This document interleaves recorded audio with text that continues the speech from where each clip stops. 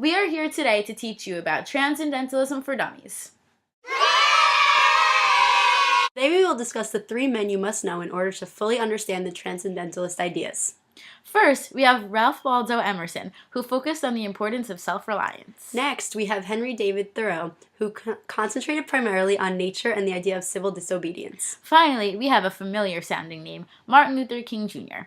He focused mainly on the idea of civil disobedience as well. However, he made a larger impact on the world as we know it today. I'm going to start off by teaching you a little bit about Ralph Waldo Emerson. He wrote a piece called Self-Reliance, including many of his ideas on what it means to be a true transcendentalist. Emerson strongly believed that an individual is their one and only hero. Emerson said, "There is a time in every man's education when he arrives at the conviction that envy is ignorance, imitation is suicide, that he must take himself for better or for worse."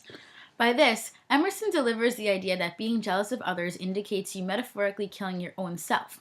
He believed that it was unnecessary to be jealous of others because every individual has their own significant values. He also stated, "Whoso would be a man must be a nonconformist." With this, Emerson means that in order to be a part of society, you must rely on yourself and not conform to the ideas of others. He also says, "Accept the place the divine providence has found for you." This clearly shows his argument that everyone should accept themselves for who they are. Did you get all that? Okay, good, because now it's time to move on to Henry David Thoreau. Henry David Thoreau was another figure that delivered many messages essential to the Transcendentalist ideas. Thoreau believed that an individual should simplify their needs and be able to accept the strong relationship that they have with nature. His most famous piece of literature expressing these ideas was called Walden. In the sections of this book called Why I Went to the Woods and Why I Left the Woods, he describes his experience of living in a cabin in the woods and the realizations he came to while he was there. He realized the importance of living a simple life. "Simplicity, simplicity, simplicity," he said. "Let your affairs be as 2 or 3 and not 100 or 1,000. According to Thoreau, all unnecessary aspects of life are not important.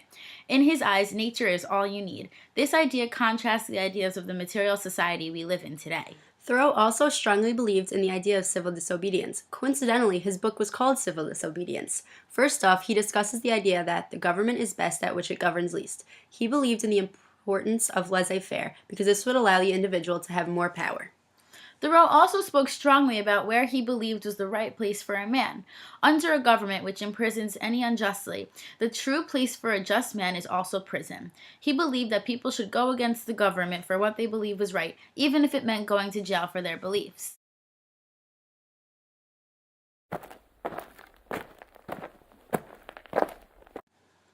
Based off the beliefs of civil disobedience expressed by Thoreau, Martin Luther King Jr. used civil disobedience to fight against the haters, also known as the 8 clergymen from Alabama. While in jail, remember, this is the right place for just men. King responded to the 8 clergymen who stated that outsiders should not participate, negotiations should be made instead of demonstrated, King's actions are untimely and unwise, and that laws must be obeyed.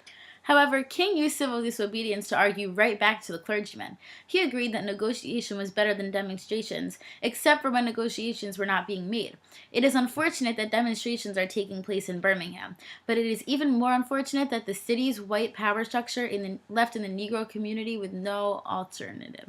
He believes that there are 2 types of laws, just and unjust. The just laws are good for the people, uplifting, and fair. The unjust laws are against the people, unnatural, degrading, and unfair. These unjust laws are the ones that should be revolted against in an attempt to better the lives of the people.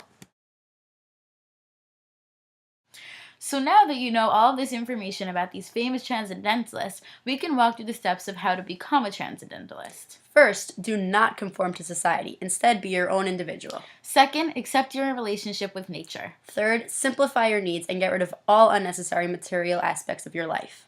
Fourth, know the difference between just and unjust laws and be brave enough to rebel against an unjust government. Don't forget, being a transcendentalist means you will emphasize the ideas that education is important, man is naturally divine, democracy is a type of government to follow, and everyone has an equal amount of free will.